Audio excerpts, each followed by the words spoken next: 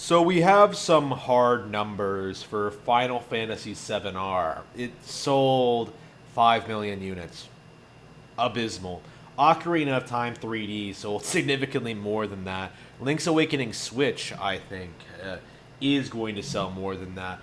There are countless Nintendo remakes, Mario All Stars, like so many games out there, right, that are better than this, have sold better than this, are more successful than this, without having to sacrifice what made the original so great. And I think it speaks volumes about how much gamers like to eat shit that more people weren't angry about Final Fantasy VII R. Really, when you get right down to it, the game should have been over, right? It should have ended. Like, people should not have cared anymore when they announced it was episodic. Like, that was it. Like, that should have killed any credibility the developers have. But you still have a bunch of hardcore Final Fantasy fans, or rather, more accurately, I think, PlayStation fans. You have a bunch of PlayStation fans who are refusing to admit that Square Enix completely botched this game.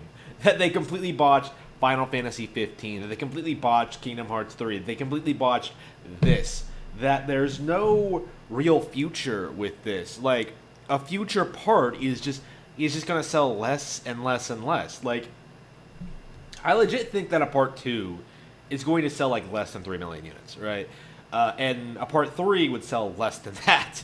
Like, they can't maintain what they've been trying to do here. Like, it's just going to alienate casual players. It's going to be like a repeat of the 13 situation. When you get right down to it, it's the same thing as 13, but just with already established characters and a brand that people actually care about. So it's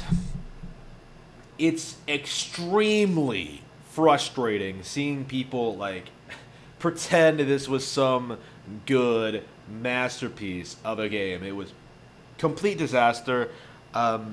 This is the end result, right? Like, I was right about everything. Final Fantasy VII R, is a failure. It's not very good. It's not impressive. It doesn't impress me, a fan of the original. It doesn't impress, casual players. It's not bringing new people in. The only people defending this are people who adamantly believe that they should buy and support everything that PlayStation shits out. Like, these people need to be brought to task for what they are doing.